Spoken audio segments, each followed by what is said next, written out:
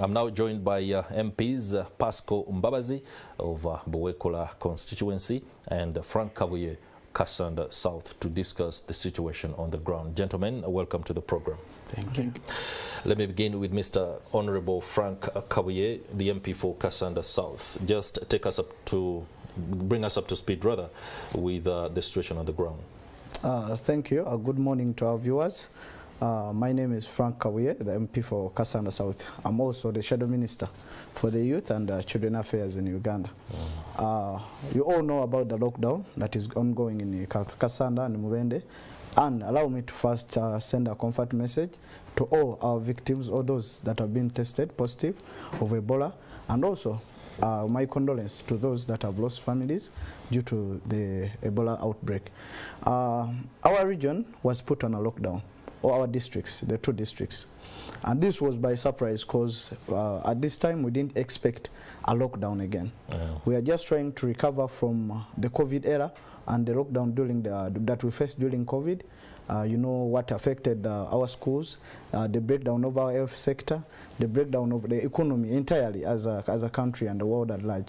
And at this time, we expected maybe there would be better measures of how we can send information first to our people such that they get to know about the existence of the Ebola outbreak. Because even if you put them in a lockdown without them knowing what is really going on, they might take it like maybe the lockdown is put on different grounds and there is an agenda that is ongoing on ground.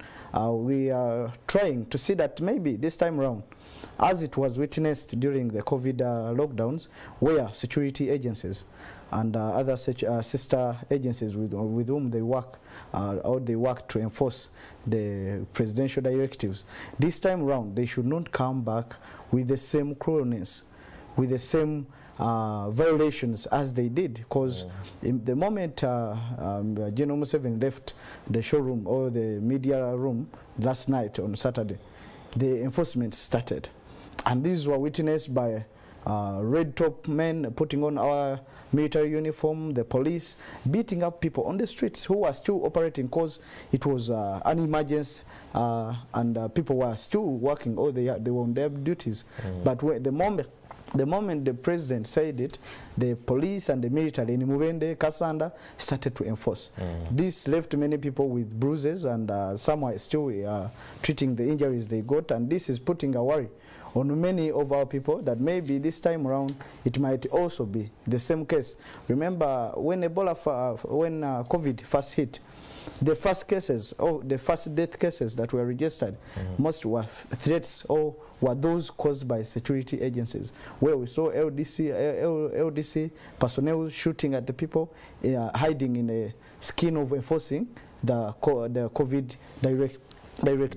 And that is what we are worried about right now, because if we are seeing a lockdown that has been put and the powers that have been given to security to enforce this, we might find our people going back to jail, we might find our people being beaten again, we might find their businesses going down or cracking down again, because right now one of the worries that we have, Kassanda and Mubende and Mityana, we are going to, it is a national program where our students are going to do their final exams.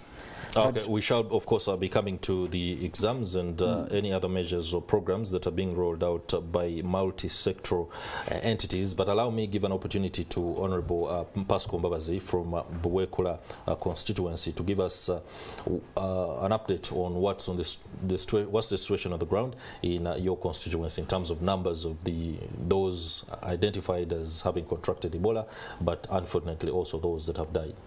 Thank you, Mr. Kuris. Allow me also to greet our viewers. Good morning.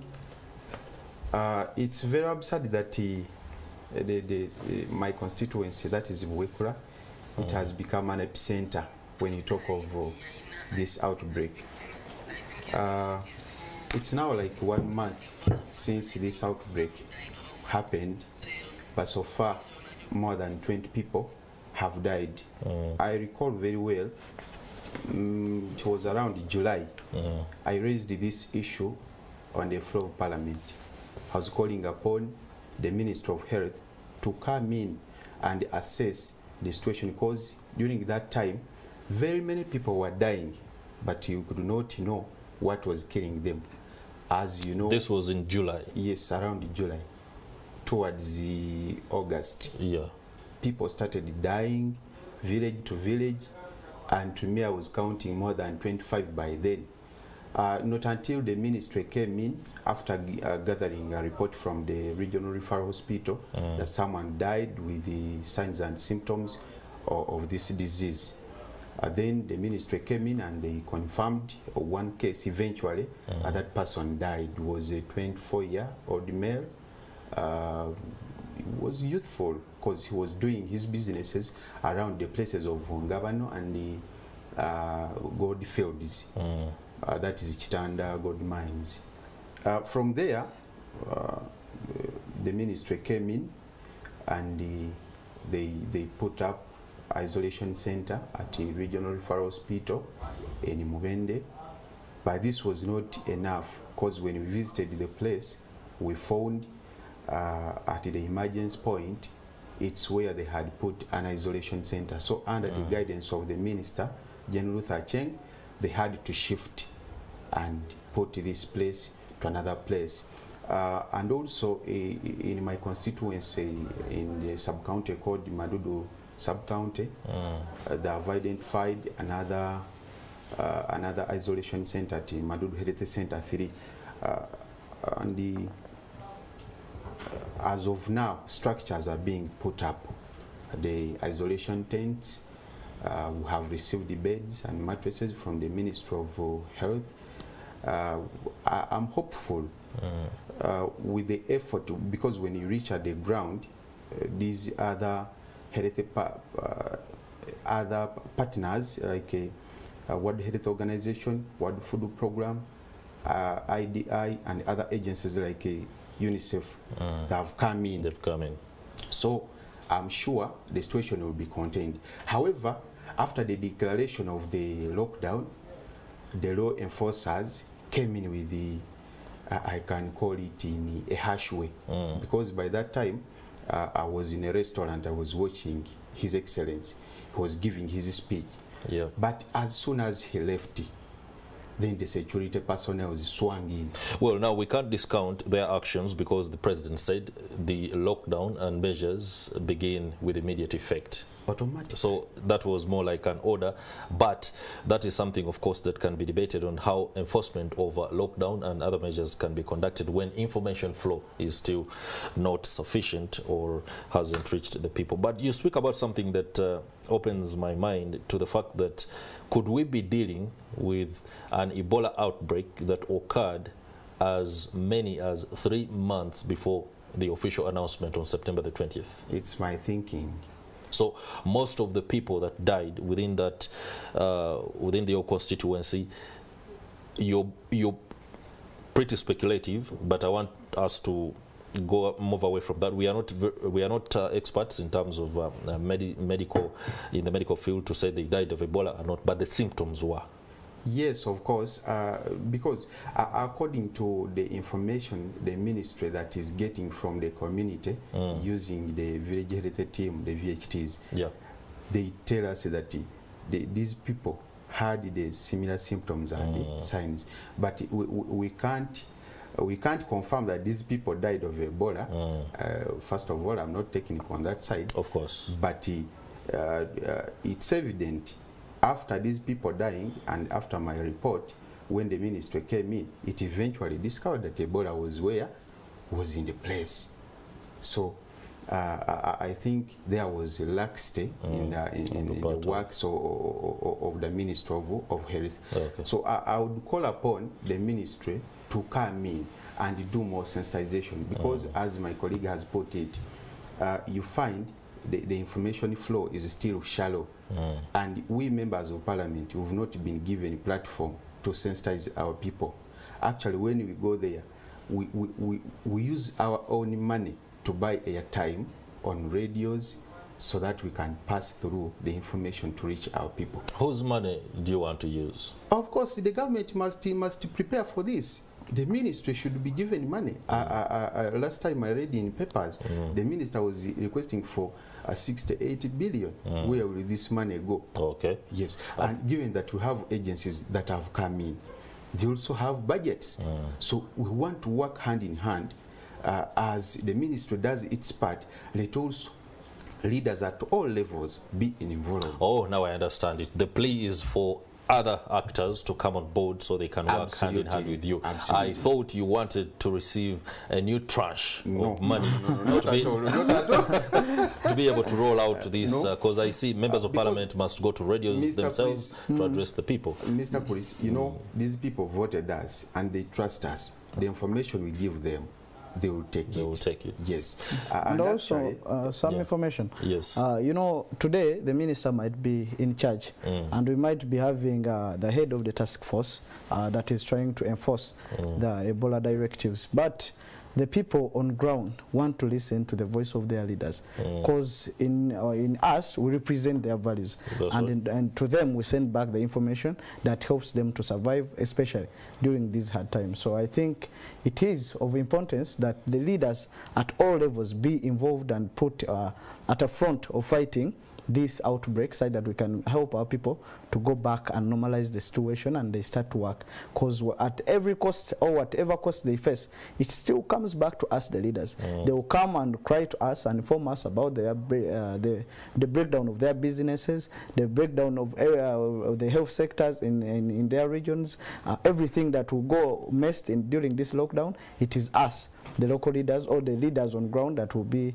given this information, and we shall bear the burden to see that at least we help these people to recover and go back to full potential. So I think it is of importance that the leaders or the elected leaders are also put. That's a valid point, but I expect that within the measures that have been rolled out as part of this lockdown, members of parliament and other eminent leaders within the districts have passes, so you can access radio stations, you can go to some of these community-based Bimeza, or there are sort of boom mics that are put in markets or places where people convene, so that you can use them too. Are you doing this? Do you have car stickers that you can be able to move around, just like leaders were able to move around during the COVID-19 pandemic?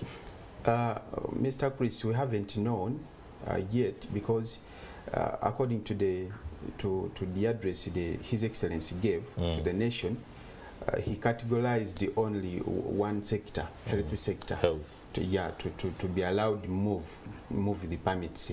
However, today the cabinet is sitting, because today is Monday.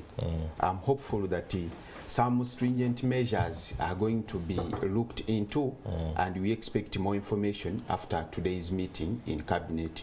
So I'm hopeful we leaders and the other service providers may be given a chance at least to move. Like Honorable Kabiye put it, that students are beginning to write their final exams today. We expect some chance to be given at least to these students use border, because some people move long distances to look for schools. And I expect His Excellency also to look into this, because this is a promotional term. These people should be given a chance to sit for their examinations. All right.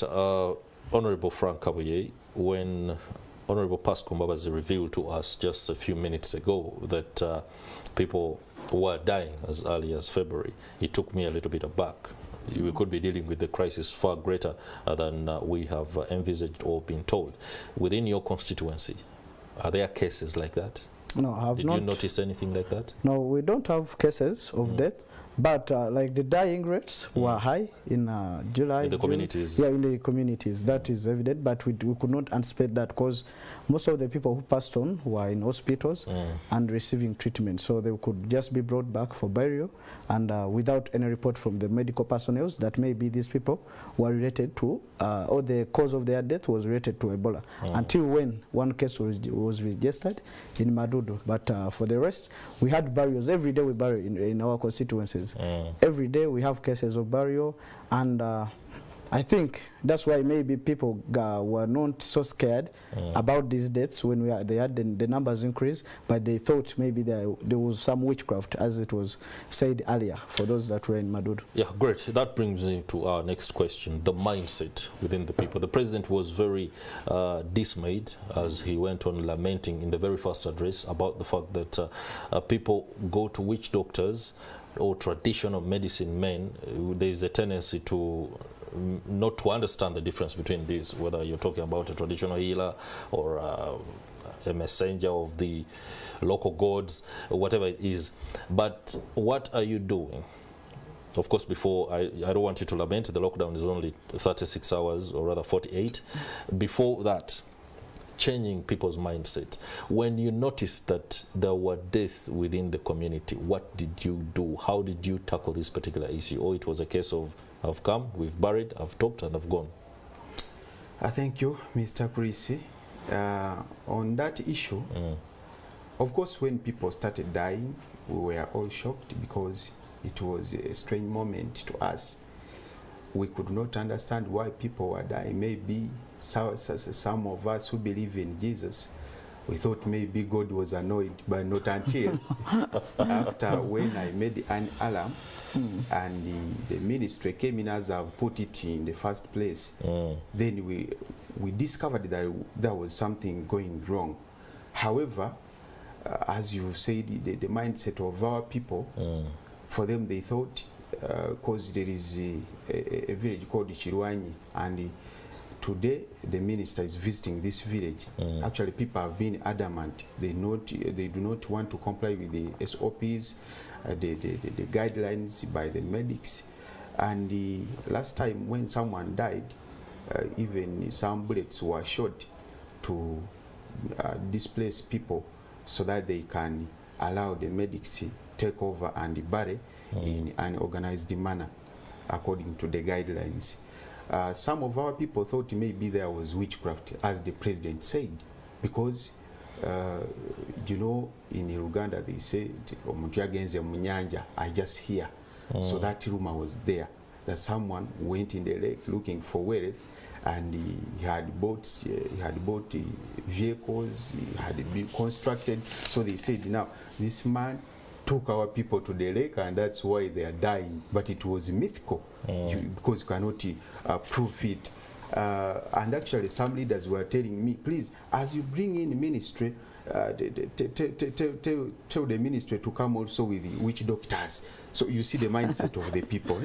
So we started slowly engaging the village health teams, and the chairpersons LC1, chairpersons LC2, creating these task forces right away from the district up to the sub-county level. And now people are starting to change their mindset. They are now believe that the disease is within them. Within them. Yes. Honorable Kabuye, what is the state of health, public health infrastructure within the districts? I will first speak about the state in Kassanda. As Kassanda district, we don't have an hospital.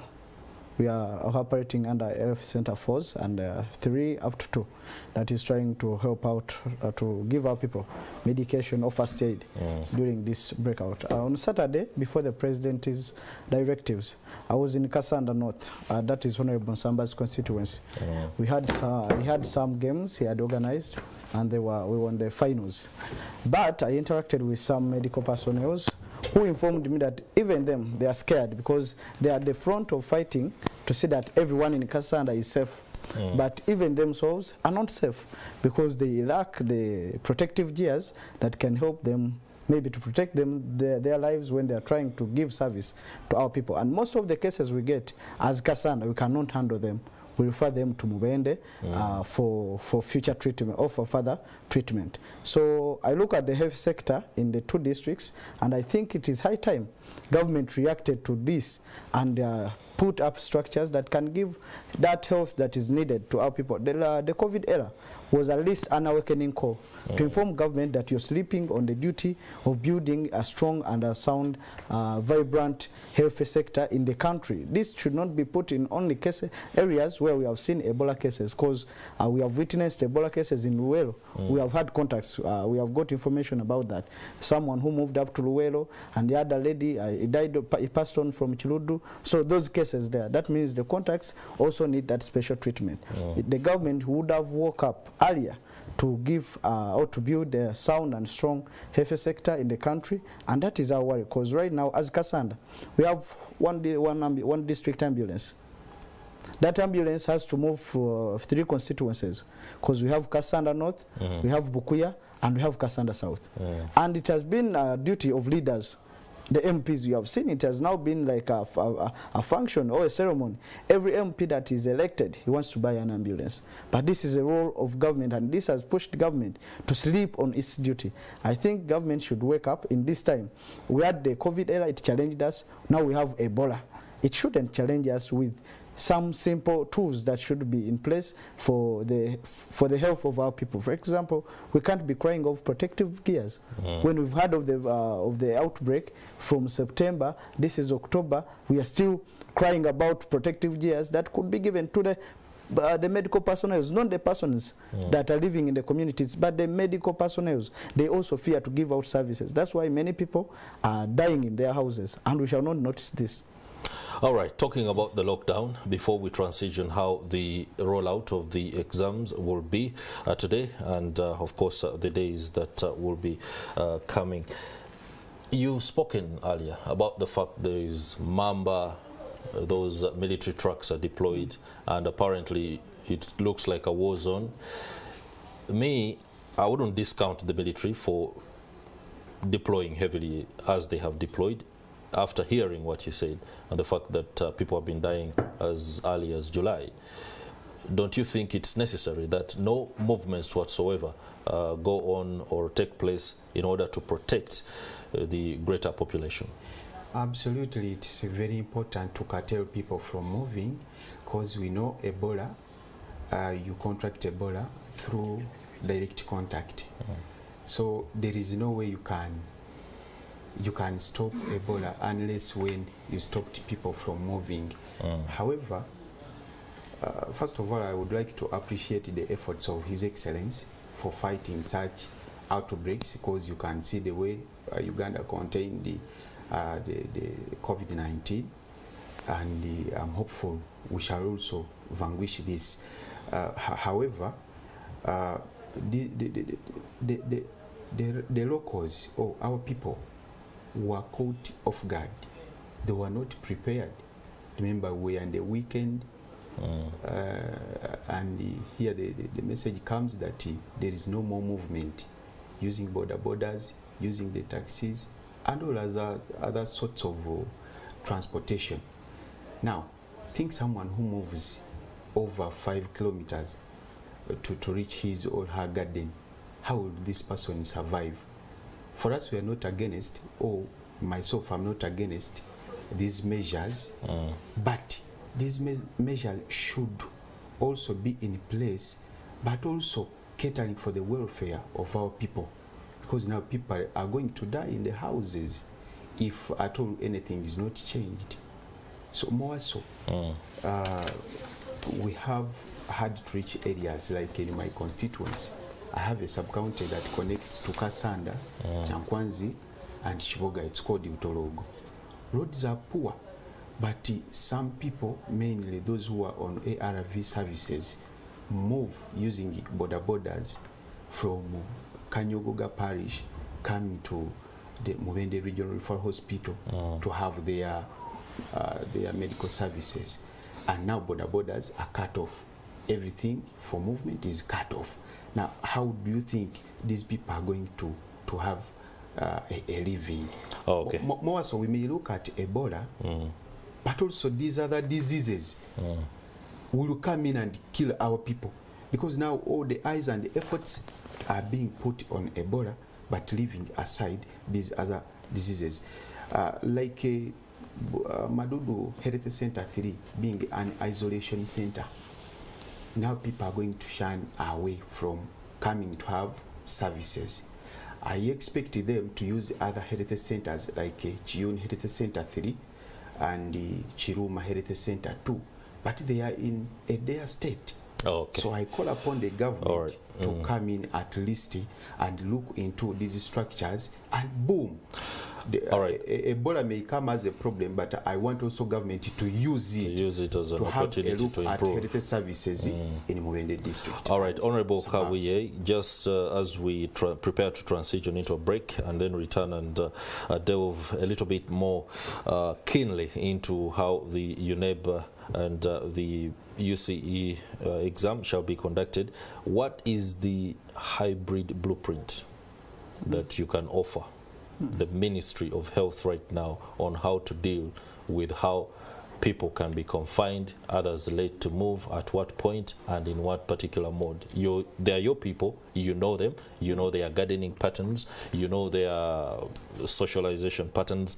How can you advise right now? Because the ministry will come in and it will come with its own way of doing things. Okay, thank you. To draw you back on the question you had put to Honorable Pasco about the enforcement, I just had a comment about the enforcement. You know, the energy and the strength and the power that is used by the security agencies sometimes forces our people to think otherwise about these directives. For example, I have this picture of this man. I don't know if you can zoom it out. It is very difficult to inform that man that the police and the military were enforcing directives of Ebola. Yeah, just to be clear, the picture that I'm being shown here by Honorable Kabuye is of a man who has what I could estimate to be about 35 lashes of the cane on his back. He's heavily bruised, but of course it is a picture that might be disturbing to you, so you will depend on my ability to visualize and tell you exactly what is here. He's a man whose back is severely bruised, and the claim, according to the MP, is that he was brutalized and beaten by the security forces as they try to enforce the lockdown there. So it is very difficult to inform such a person that it is really true that they are trying to enforce Ebola presidential directives. So I think, for me, that's where I don't agree with the deployment, the heavy deployment and the work all the way military and police tries to conduct themselves as they try to enforce the directives, especially about these endemics or epidemics that break out and try to take our people's lives. Back to the point about how I can advise the ministry on how they can give sensitization to our people and also information to protect their businesses and to curb the spread or the movement of the virus from one person to another. You know, we have a disturbing, one of the directives was very disturbing. The general, as was speaking, was like, the people in the mines of Kasanda and Mubende shall be allowed to operate. These mines be having people like 600 persons per mine. And these people are working and they're coming from different areas or villages. But you're telling us that you cannot allow a church that can accommodate 30 people or 40, because that is the capacity in our villages. They accommodate 30 or 40. And these people mainly come from one village or one parish. Okay. So at least if government could allow the inter-movement within, like the use of public means within the sub-counties or within the parishes or the districts, that would be better, such that the people in Kasanda can use their borders to move to go to their gardens, because you find people having their homesteads in the town centers, but when they are doing their agriculture in like 8 kilometers or 10 kilometers from where they reside from, that means they need to still do agriculture, because if they don't do that, their gardens will be weeded and we shall end up also crying for food like other regions that are not endowed with good soils and good rains. So I think if the government could revise that, they allow the inter-movement within districts so that people can continue to do business and to do their agricultural duties. All right, thank you for that submission, Honorable Frank Kabuye, MP for Kasanda South. We are also speaking to Honorable Pasco Mbabazi, the MP for Buwekola County. And of course, this conversation will continue after the break. We are talking Ebola and how the lockdown will be affecting the communities in the 2 districts that are currently under lockdown. Do stay with us. We'll be right back.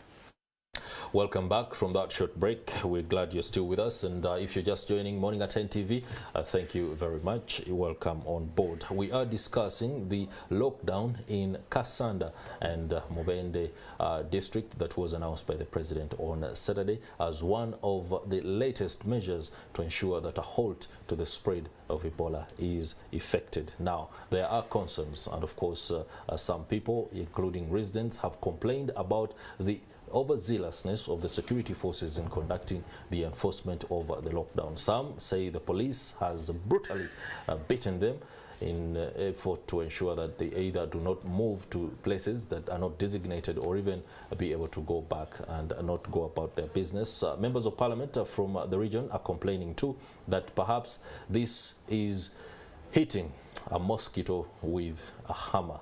Interesting. But, of course, we are trying to understand exactly what is on the ground. MPs joining us for the discussion here, Frank Kabuye, who is representing Kassanda South, as well as Pascal Mbabazi from Buwekula County. Let's now return to the discussion that we were having, but transition slightly to help our audiences understand what is the economy of Bubende and Kassanda districts. What are the major activities and how does a lockdown impede progress, or if there wasn't a lockdown, how would the business precipitate the spread of Ebola? Because there are two issues here. If, for example, there are markets, what markets did you say those are? Seasonal markets. Or Butale. Okay, those markets where there's a lot of people coming from other regions of bringing goods. I do not know whether you would love that kind of interaction to continue in light of what is happening, because that would precipitate the spread of Ebola. However, if it doesn't happen, the amount of business that is halted. Just bring us up to speed with the economy, the major activities done, and how this is going to impact, especially the lockdown, how it's going to impact the economies there. First, Kassanda. Yeah, I'll speak about the economy in Kassanda district as well. For example, there are two comments I would like to make about gold mine or the mining sector, and also other business that are done by the locals. Because now for the mine, we might be thinking of another reason why they were left to operate. Because in 2019, we received a directive from the president telling the people, for example, those who are in the Chisita mines in Bukuya, to evict that place and go back to where they came from. And these people are not going to face any compensations. And they were said, it was stipulated that the mines are going to be developed by some Chinese investors that are going to give us a better exploitation of this gold, and we stop eating the bukunkumuka as he described it. But in 2020-2021, there comes a man, a brother to General Museveni, Mr. Sodo, into the mines. And now he's running the mines. And this time around, we are asking ourselves, why was it specific that it had to come to the comments of the president? During the COVID era, we didn't get any comment about the mines, yet they remained operating. But this time, he was very specific that the mines in Kassanda and Mubende shall be left to operate as they operate. They operate under the SOPs, of which the major SOP is testing for temperature, of which we don't believe that that is the major sign. So it is sufficient enough to help you understand that someone is not, state of health. Is not having Ebola or not. And we also look at a situation whereby these people are going to, like for example, Kassanda and Karamoja are the two districts in Uganda that have the major or the most gold deposits in the new findings. And now we are facing the same thing. We are starting to relate and think about maybe there is another agenda that is ongoing on ground that they don't want to disclose to us. Which agenda is that? Oh, you've heard of what happened in Karamoja, and I don't think it was just about Katora. I don't want to speculate. You're the man on the ground. Yeah, I'm telling you what is on ground. Because after we lost the mines, we know how it hit our economy. Because people who had started to do business, develop the area, now are now begging for food. Because everything they had worked for the mines was taken. Is this the same scenario that is playing out in Buwekula? I wouldn't want to let maybe people think that there is a decoy that the government is planning or an undercover mission. But to speak the fact, Ebola is on ground and is killing people as I'm talking now. We lost yesterday a doctor who was treating a suspected Ebola patient who also died last week. But yesterday the doctor died and they took the samples. We hope to receive the results, but signs and symptoms indicate that he died of Ebola. That is now the late Dr. Walgembe, commonly known as Kabeja. So, to me, very unfortunate. It's very unfortunate, but I want to assure our people that if we comply with the guidelines given to us by the medics, we shall win this battle. Back to the main point, the economy in my place and in Mubende as general, we do agriculture mostly. And you know, agriculture, you deal with the bulk commodities. So you need a border, you need a motorcycle, you need any means of transport to transport your products. And now this policy, I think, is going to curtail most of the business doers, because you find someone has put up a store and is dealing in produce. We are approaching harvesting season, so a lot of losses are going to be incurred. And more so, some small businesses, people had already gotten loans from different banks, and with this lockdown of 21 days, it's only cries. So more so, we have also gold.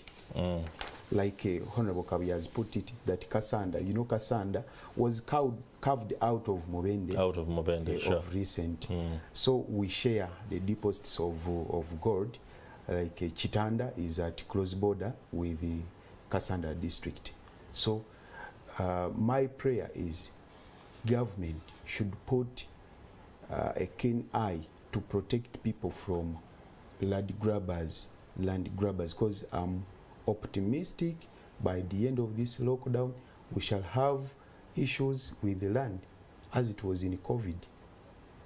We can't say that it's government, but also people with their money, they come and connive with the corrupt officials at the district. You find the land is a public land but has been issued to a private person, yet the early settlers had already requested to have the title in their names. More like so they wanted first refusal. This has been rampant both in Kasanda and in my district of Mubende. So and earlier we had put the blame on Mubende, because we thought maybe Mubende, since the headquarters are far from Kasanda, these guys are operating in the way that they don't care about us. That's why in Kasanda it was so rampant. Because as you've said, there is some investor, a big man in the country, and also I can say a pastor, who tried to acquire 27 square miles in one of my sub-counties, that is Manyogaseka. And that land was said to be a forest reserve. To him, the title was issued. When the then legislator tried to enforce, and also the communities woke up, the title was called off and it was cancelled. But when the residents tried to request for and applied for the title to be put in their names, it was rejected at the district and also at the national level that is a forest reserve. But when you go on deep search, there is someone already trying to process titles on that land. That means the issue of land grabbing in Kasanda and Mubende, we should deal with it as the leaders, as the community. Mostly in this lockdown. In this lockdown. Because they take advantage of using the laxity in government agencies and the leaders focusing on one thing, and they make the diversions. You end up finding people in a dilemma. That's interesting. On in our effort to learn what is on ground in terms of the outbreak of Ebola, we are also learning that there's a lot more challenges that the lockdown could bring, including what, of course, the honorable members of parliament are lamenting about, land grabbing. But let's not ensure the discussion goes into uncharted waters for now. Land grabbing can be a discussion for another day. Let's now go to how our candidates are coping, especially when they begin to write their papers. Should be around about the next 25 minutes, that is 9 a.m. The writing of papers will roll on across the country. That is with mathematics paper for the Uganda Certificate of Education. How many candidates are within your communities, and what have been the challenges? I do not know whether in those that grappled with the effects of COVID had recovered enough to be able to get into another mini lockdown, so to speak. How are they coping? Have you gone around, done any sensitization, especially to some of these candidates? Have you even talk to them in terms of what is usually done before they do their exams? Yeah, we try to talk to them. We did the talking. We visited the schools on their prom parties because they invited us, and we went there physically where we managed to go, and we sent representatives where we couldn't reach due to the tight schedules. But for the pupils or the students getting back to on board to be prepared to do the exams, at least that we had tried. We had informed our the parents that it is not only a duty, but it is a role and a responsibility they must fulfill. Yeah. Because there is no prepared time for someone to learn. They should always do their best, even in the hardest times. Even if it was a war and we needed people, the students to go to school, they should go, because in them we see future leaders, in them we see the future doctors that will give treatment in such circumstances in case we get them back in future times.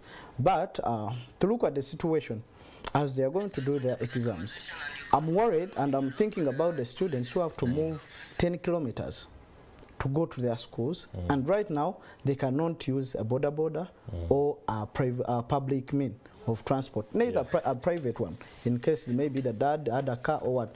Because, for example, we have schools that we share. For example, we have a school in Mitiana, close to the border of Kasanda, and it is having a big population in one of my sub-counties, that is Mianzi, that is neighboring with the Mitiana. But I'm looking at the situation where those students have to move through the swamps, because we have swamps that are bordering us or dividing the boundaries between Kasanda and Mitiana, and these are the same paths through which students have to pass to go to their schools to do their exams, and this might be a challenging moment. That's why we're like, if government could recall this and give a permit maybe to the students to be lifted, to be given a ride on a border or to be put public means to be put in schools with stickers of those students, because these students be coming from one school and in one region. Some schools in Kasanda don't have centers. They just hire space in neighboring districts or neighboring schools, whereby they need to move on board. Like you find a school having over 100 students, and these students have to foot and walk like 20 or 10 kilometers. So I think the district can come in and put maybe a bylaw according to what is benefiting our community and what can help our people, such that we get this done in all right. Honorable Pascal Babazi, you're going to wrap this discussion for us, and what's your take on the students' rollout of the exam today and the difficulties they could be facing and how it can be resolved? First of all, allow me to wish them success and the best in their finals as they sit for mathematics paper today. It's a challenging moment because Mubende, most of the parts are rural based, and this takes us back to look at the income status of our people. Majority can afford borders to transport their children to different schools. Now that they are banned from being used as a transportation means, it will be difficult. It will be definitely difficult. However, it will look very absurd to find various cases where students shall have been arrested because of using borders. For me, I think this is a self-explanatory factor, or it is evident that a student shouldn't even need to carry anything like a permit. Because a student has an ID, he or she has a bag or on his back.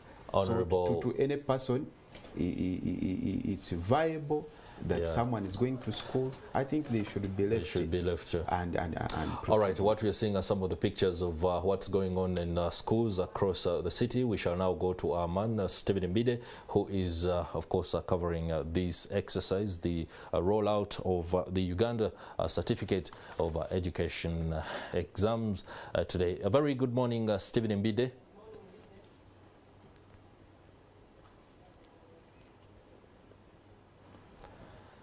Good morning, Stephen.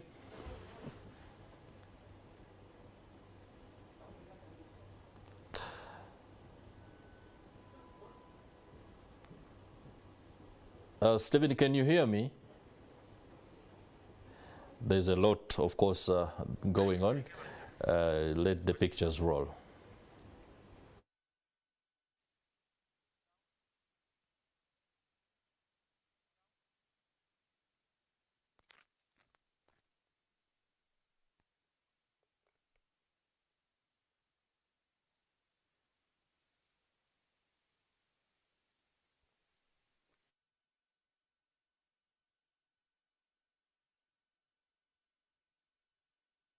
All right, we do seem to have a little bit of sound glitches there in reaching and being able to hear Stephen Mbide give us an update on what is exactly going on. We know what exactly is going on, but how and where it is transpiring. And of course, it's the rollout of the UCE, and there you can see some students entering. But for now, let's go to Ivan K. Walinyolo, who is also ready with an update on what's happening in his area. Good morning, Ivan.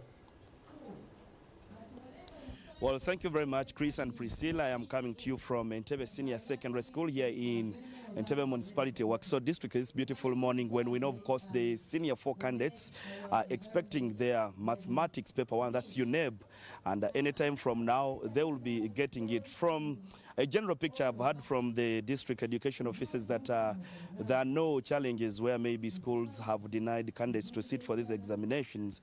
But just like you see behind me, the staff at the school are preparing some of the learners here, but I'm told senior 4s somewhere in the class taking their parting shots ahead of the examination that is coming. Of course, over 200 will be sitting the examination from this school, but I just want to get a general picture of what the preparations are like with the deputy head teacher of the school, that's Isaac Baguma, to just paint for us a picture. And thank you very much for joining me on Morning at NTV. You're welcome, and you're most welcome to Entebbe Secondary School. What are the preparations like for your candidates here in the school?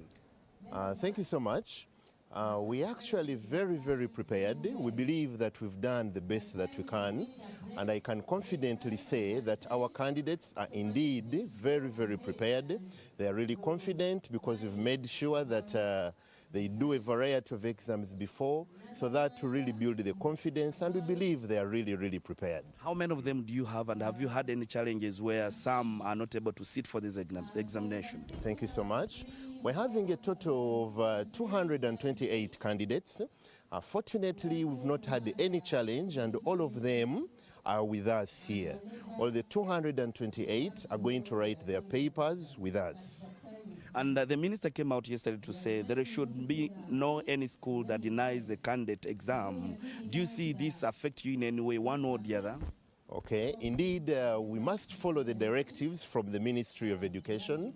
And like I've said, we are not stopping any candidate. They're all going to do the exams with us. Why? Yes, we've had issues of school fees. There are a few, about 3 who have not yet cleared. But what we did, we invited the parents prior, and we went into an agreement with them, and we've come up with a payment schedule. So we agreed with them how they will pay, but all of them are with us. We are not stopping any. And mathematics paper 1 will be here. Do you see maybe also other challenges perhaps with the rest of other, let me say senior 6, but how are you preparing them so that the vice is capped? Well, thank you so much. Like I said, our preparation begins much earlier. Actually, now the Form 4s are starting. Already preparations, we have embarked on the Form 6. So we believe that by the time they also get to that time, they will also be very set. How are we doing it? We are equally exposing them to a variety of exams. We are creating a very conducive environment to them for revision.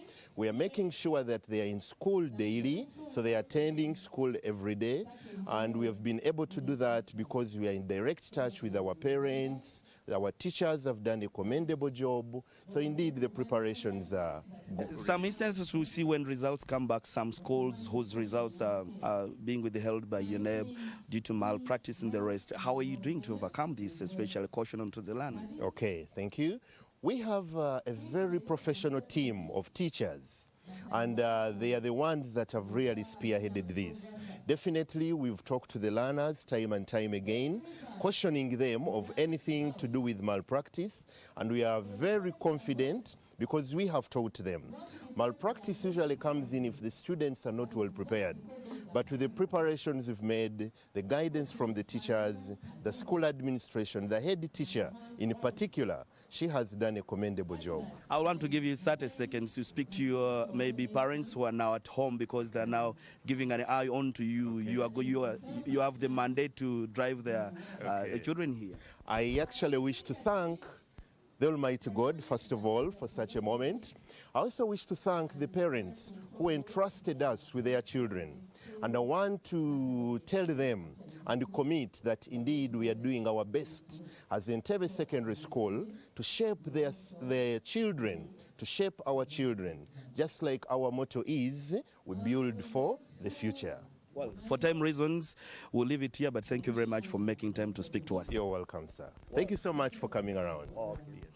Isaac Baguma is the deputy head teacher of Entebbe Senior Secondary School, just painting for us a picture of what the preparations are like. But where I'm standing, of course, there is an assembly, part of the preparations, mindset for the learners that is currently being conducted. But like I earlier said from the district education offices that they have not had any challenges, perhaps, or anything to do with having candidates denied exams. All of them have to sit for the examinations, but also keeping track and see what happens on ground in case of anything. Won't stand by to let our audience know. For time reasons, I want to come back to the studios. A very good morning to you and our audience.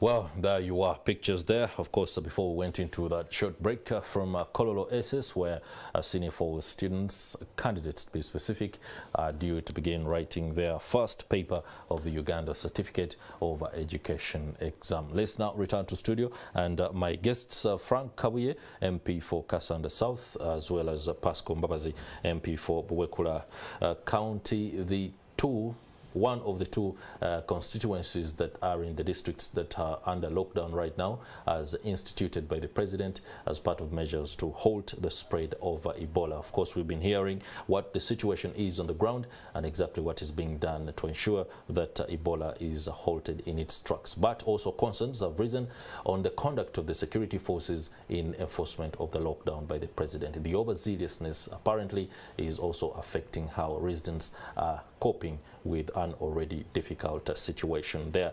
I won't delve into that again, but to close this discussion on the note of the exams that are going on across Kassanda and Buwekula, have you been able to ensure that some of the schools do not harass students, especially those whose parents have been unable to complete the school fees within time for this particular exam? Thank you, Mr. Chris. First of all, I would like to thank the district because under the Department of Education, the Secretary for Education at district, Mr. Chisanja, who have been in touch. He has moved the orders to all the schools, public schools in my constituency, like St. Andrea Kawa in Madudu sub-county, Butologo City Secondary School, and the Chioni Secondary School. Those are secondary schools under government. So he has been on ground and been in touch. Actually, he even took trouble to move to other private schools, also taking the crusade of how they can control Ebola outbreak in this examination period. So in his discussion with the stakeholders, he encouraged them not to to deny the students and pupils who have not yet cleared with the school fees and other issues at school. So I'm hopeful this exercise is going to move smoothly in my constituency, given that there is this outbreak. I want also to thank UNICEF. It has donated some washing materials that shall be put at the gate. Whoever enters has to first clean his... Those are SOPs. Yes. All right, thank you, Honorable Pascal Mbabazi. I'm afraid, Honorable Frank Kabuye, I will be very, very dictatorial for today. And of course, because of time constraints in light of what is happening. But I do appreciate your time and sharing your insights and perspective on what's happening in your constituencies. That's it for this edition of Morning at NTV. My guests have been Frank Kabuye, Honorable MP for Kassanda South, as well as Pascal Mbabazi, Honorable MP for Buwekula County 1, or some of the constituencies, excuse me, that are grappling with the latest outbreak of Ebola and are under lockdown as instituted by the President. That will do it for now.